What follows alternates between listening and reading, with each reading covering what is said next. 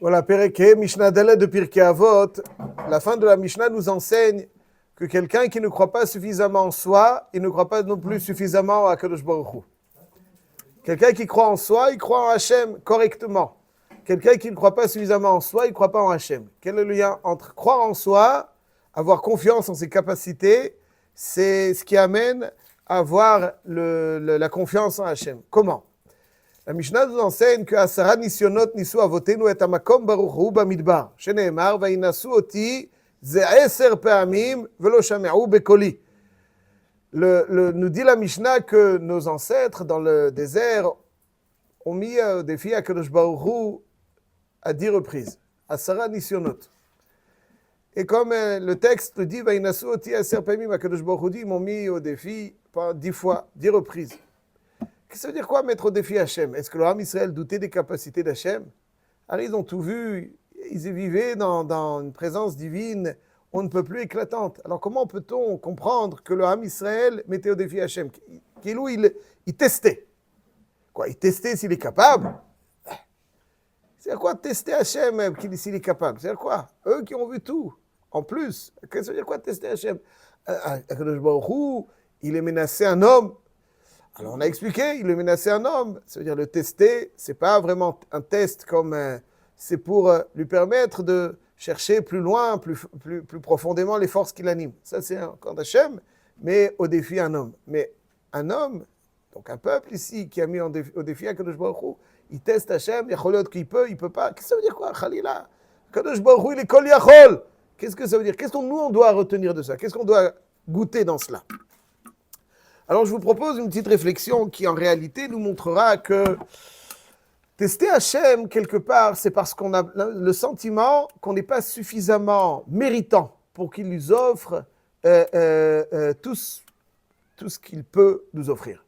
Un homme vit des fois avec le sentiment que c'est vrai qu'Hachem, il peut énormément, mais moi, je ne suis pas suffisamment à la hauteur pour mériter tous ses bienfaits. Donc, parce que je ne me sens pas suffisamment à la hauteur, donc je dis Hachem, selon ma situation, n'est pas, entre guillemets, capable, parce que je ne suis pas assez méritant, et que je ne lui offre pas ce droit de m'offrir tout ce qu'il y a de meilleur. Il y a un pasouk dans Teilim qui dit « Tnu oz l'Elohim ». « Tnu oz l'Elohim », ça veut dire quoi « Tnu oz l'Elohim » C'est-à-dire donner des forces à Hachem. Ça veut dire quoi donner des forces à Hachem? Hachem va daï qui elle a toutes les forces. Hachem là, si nous, on est méritant pour qu'il nous offre tout cela. Et bien souvent, on est très méritant. Mais le manque de confiance en soi offre le sentiment à une personne qu'Hachem n'est pas en mesure, selon sa situation, parce qu'il est au niveau en dessous de là où il aurait pu être, et c'est pour ça qu'il ne mériterait pas tous les bienfaits d'Hachem. Donc, le fait de manquer de confiance en soi, en ses capacités, en ses réalisations, ça fait générer un manque de confiance en ce qu'Hachem pourrait m'offrir, vu mon niveau. Et l'exemple type est celui des Meraglim qu'on va essayer d'approfondir pour essayer d'en tirer un petit enseignement. Les Meraglim, il y a un pasouk dans Dvarim, quand Moshe Rabbeinu fait les remontrances au Ham Israël, il leur dit « Re'e, natati lifnechem et haaretz » On parle après du Matan Torah, Kadosh Baruch Hu dit « Observez, je vous ai mis à disposition Eretz Israël. Bou urushu et haaretz asher nishba Adonai la'avotechem » לאברהם, ליצחק וליעקב, לתת להם ולזרעם אחריהם. הקדוש ברוך הוא nous invite à la conquête. Et Rashi הקדוש nous dit, בואו ורשו את הארץ. Il dit Rashi, et je cite, אין מערער בדבר, ואינכם צריכים למלחמה. Hachem nous invitait à entrer en Eretz Israël sans un coup de feu, sans un coup de glaive. אינכם צריכים למלחמה. Et Rashi conclut, Ilou lo shalhu meraglim lo ayu tzrichim liklezayin. Si il n'avait pas souhaité envoyer les meraglim, il n'aurait pas eu besoin d'avoir une arme quelconque. Ils auraient mérité Eretz Israël sans guerre. Et là-dessus, donc à la lecture de ce Rashi, on s'interroge, mais est-ce qu'à quelqu'un à qui on invite à ouvrir la porte, on lui dit, vas-y, rentre, ouvre la porte. Il lui dit, non, je veux la casser. Est-ce qu'on connaît quelqu'un, je veux casser la porte, est-ce qu'on connaît quelqu'un qui peut rentrer sans un coup de feu, sans un coup de glaive? Et il dit, non, moi je souhaite faire la guerre. Le Ham Israël est un peuple de paix. un peuple qui souhaite le shalom jusqu'au plus profond de son être. Hachem leur propose d'entrer sans guerre en Eretz Israël. Ils disent non. Vatikrevun elai kulechem. Vatikrevun elai kulechem vatomru nishlecha pasuk Chaf Bet de Dvarim Perek Aleph. Nishlecha nashim lefanenu v'yachperu lanu et haaretz. Donc, parce qu'il faut la guerre, donc ils vont mettre en place une stratégie pour rentrer en Eretz Israël, etc. On ne comprend pas.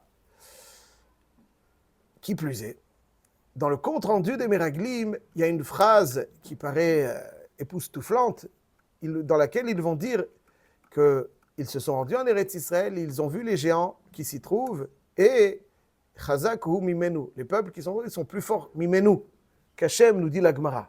C'est quelque chose, quand même, quoi. Qu'Hachem, Mimenu sont plus forts que lui. Ouais. C'est-à-dire quoi? Des choses qu'on ne peut pas prononcer, Bichlal.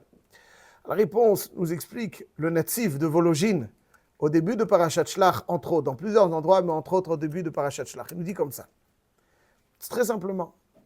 Hachem souhaitait faire entrer le Ham Israël avec un comportement, une mida qui s'appelle Midat Tiferet. C'est-à-dire qu'une mida dans laquelle le Ham Hachem est très présent. Il y a une très grande proximité. Quand on est à une très grande proximité, alors on vit dans une darga qui bafoue les lois de la nature, qui dépasse les lois de la nature, et donc ils peuvent, comme exactement de la même façon qu'ils ont vécu dans le Midbar pendant une longue période, surnaturellement, alors Hachem leur propose de continuer dans cette mida pour entrer en Eretz Israël, continuer avec ce comportement. Mais ce comportement, d'une certaine façon, comme il y a une très grande proximité, ce qui nous fait mériter de vivre les Ma'ala Minateva surnaturellement, c'est un comportement de la part d'Hachem envers le Ham Israël qui est exigeant. Hachem est proche, alors tu as un devoir de perfection beaucoup plus grand que si Hachem est moins présent. Dans le palais du roi, il y a un comportement, tu es dans le bureau du roi, tu dois avoir un comportement qui est plus exigeant que celui quand tu es dehors. Dehors, tu es plus détente. Quand tu es dans le roi, dans le palais, ça c'est quelque chose de beaucoup plus exigeant. Donc, dans cet niveau, à ce niveau de Midat Tiferet, dans cet état d'esprit, Akadosh Baruch Hu leur dit, allez-y, on rentre en Eretz Israël, Bou Urushu et Haaretz, sans un coup de feu. Le Ham Israël a failli à quelques reprises. Et ils ont été immédiatement sanctionnés, donc à l'époque du Midbar. Ils ont été immédiatement sanctionnés. Et ils considéraient que vivre à ce niveau est trop exigeant.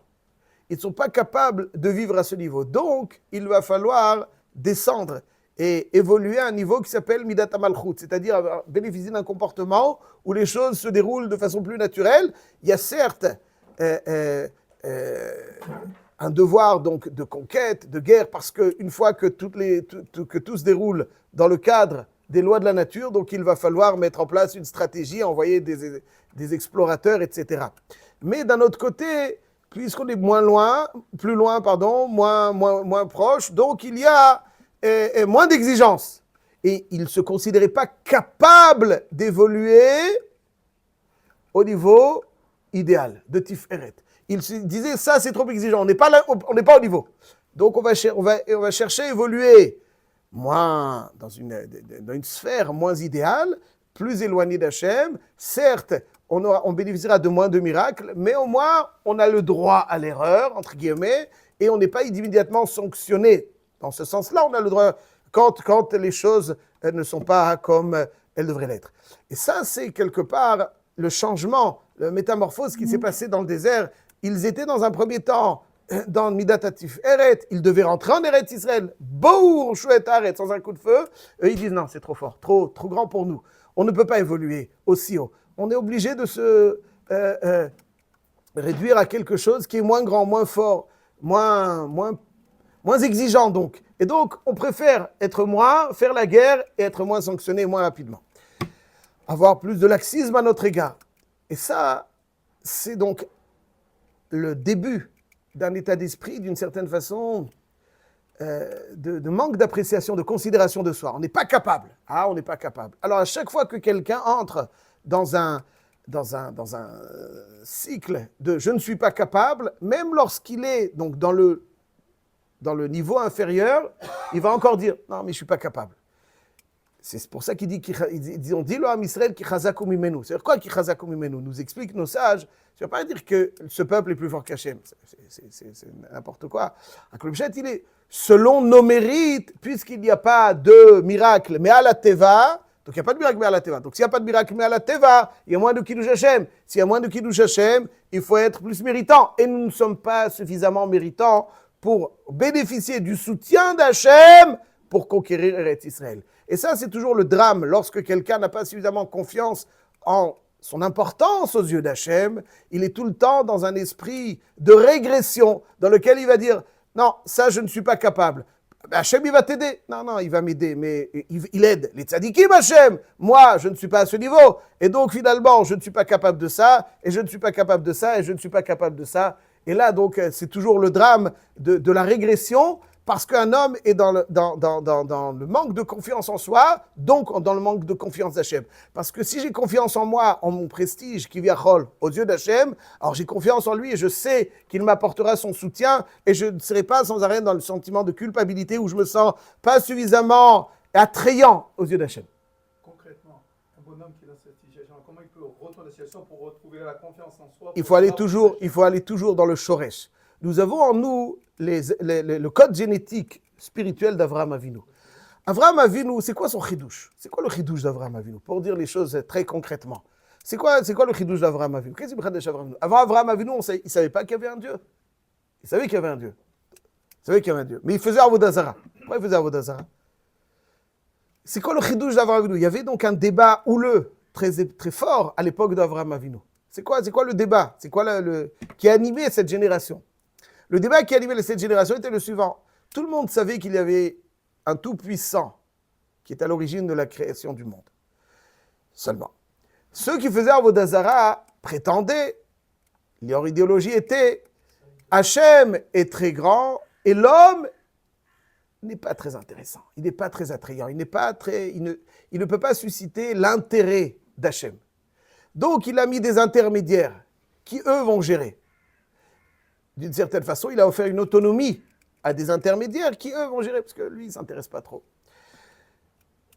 Donc, pour eux, s'adresser à Hachem, c'était un manque de respect. Azuchal ou hal likro b'shem Hachem. Dans le dor de Enoch, c'était pour eux profaner la grandeur divine que de s'adresser à lui directement. Parce que si tu t'adresses à lui directement, c'est que tu te prends pour. Alors, il est immense par rapport à toi. Donc, ils considéraient que Hachem a donné une autonomie, manque d'attrait de l'homme, donc il a donné une autonomie à quelque chose d'intermédiaire. Le chidouche d'Avraham Avinu, dans lequel nous devons continuer, c'est pas croire en Hachem, c'est croire en l'homme, en son importance aux yeux d'Hachem. Ça, c'est le chidouche d'Avraham Avinu. Le chidouche d'Avraham Avinu, c'est croire en soi. C'est une phrase de Reb Tzadok HaKohen Milouvlin, ce que je viens de dire. L'homme, il a le devoir de croire en soi. Quand je crois en moi, je crois en Dieu. Parce que lorsque je crois en moi, je crois, je dis que Hachem, il existe. Mais est-ce que Hachem, il est suffisamment impliqué? Est-ce que je suis suffisamment méritant pour qu'il s'implique en ma faveur? Si je ne crois pas en moi, je ne crois pas en Hachem qui va s'impliquer pour moi. Parce que je ne me sens pas suffisamment attrayant. Croire en soi, en sa force, c'est croire en Hachem. Croire en Hachem dans le sens où si je crois en moi, donc je suis, oui, méritant. Je suis, oui, celui qu'Hachem va aider. Ça c'est le chidouche d'Avraham Avinu. Ça, c'est le chidouche d'Avraham Avinu. Le chidouche d'Avraham Avinu, c'était que l'homme est important aux yeux d'Hachem. Que l'homme est au centre de la bienveillance d'Hachem. C'est ça le chidouche d'Avraham Avinu. Mi k'Hachem, on a dit ce matin dans le Hallel, Mi k'Hachem Elokeinu hamagbil hashavet, hamashpili lirot bashamayim uvaretz. Mi k'Hachem Elokeinu hamagbil hashavet, ça veut dire Hachem, il est magbil hashavet.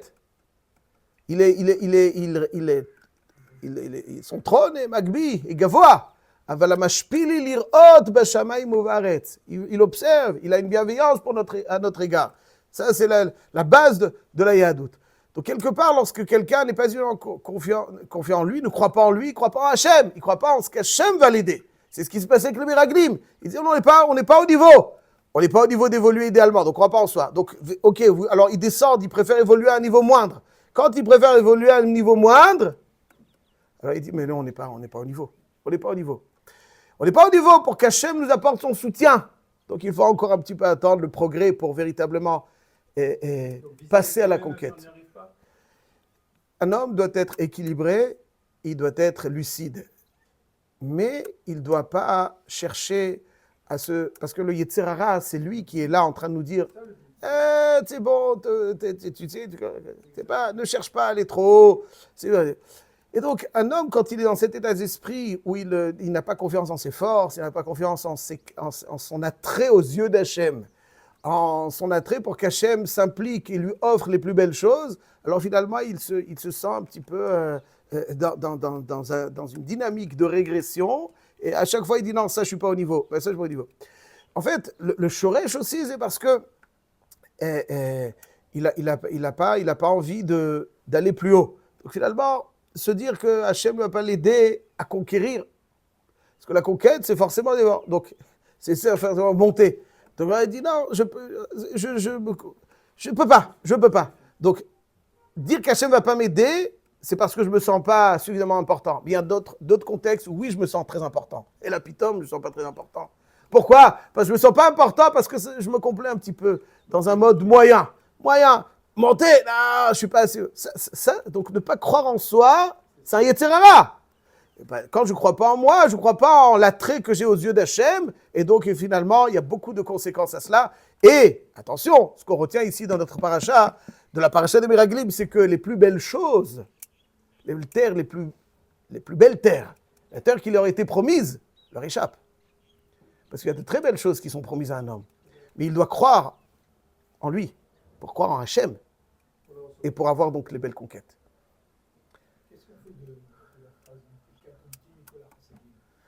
Alors, Katonti Mikol HaChassadim, excellente question. Katonti Mikol HaChassadim, le pshat, il est quoi? Le pshat, ou que je suis redevable à Hachem. Katonti, ça veut dire que je suis. Yaakov Avinu, il ne dit pas Katonti, ça veut dire je suis redevable à Hachem, Hachem le chesed. Mais si je sais qu'Hachem il m'aime, ouais, un enfant par rapport à son parent, il pense que tout ce que ses parents lui offrent, il leur doit. Tout ce que les parents nous offrent, nous ont offert, il ne les doit pas. Il ne les doit pas. C'est du pur chesed. Mais est-ce qu'un seul instant, je doute que mes parents ne vont pas m'offrir ce qu'il y a de meilleur parce que je ne suis pas suffisamment méritant? Ça n'existe pas. Ça, c'est exactement cet état d'esprit. Hachem, il m'offrira tout ce qu'il y a de meilleur. C'est à moi de croire en moi, en mon attrait à ses yeux et donc en mes capacités à évoluer dans un...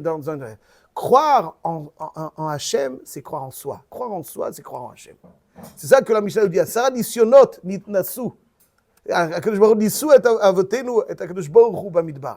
ont mis un nisayon qui vient de Hachem. Quoi? Ils l'ont testé. Pas parce qu'il était capable. Ils l'ont testé. Est-ce que nous, on est capable?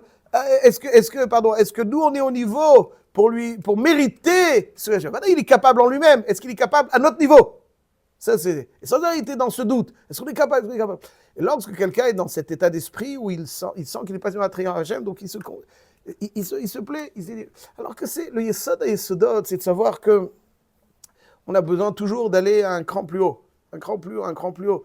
Un homme, il se complaît un petit peu il n'aime pas trop les changements. Les changements, aller passer à la vitesse supérieure, c'est un petit peu, des fois, quelque chose qui...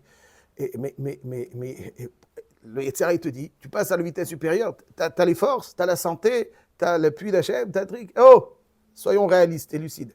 Alors, il ne faut pas être complètement déséquilibré, sauter, mais il faut s'inscrire dans un esprit de progression animé, d'une conviction de mes capacités et de mon attrait aux yeux d'Hachem, et qu'Hachem m'apportera tout ce qui est nécessaire, parce que oui, je mérite son appui, je mérite son soutien pour aller et donc avoir ses plus belles conquêtes. Croire en soi, c'est croire en Hachem. C'était prévu. Ça y est, mamash. Azag Matzabenu.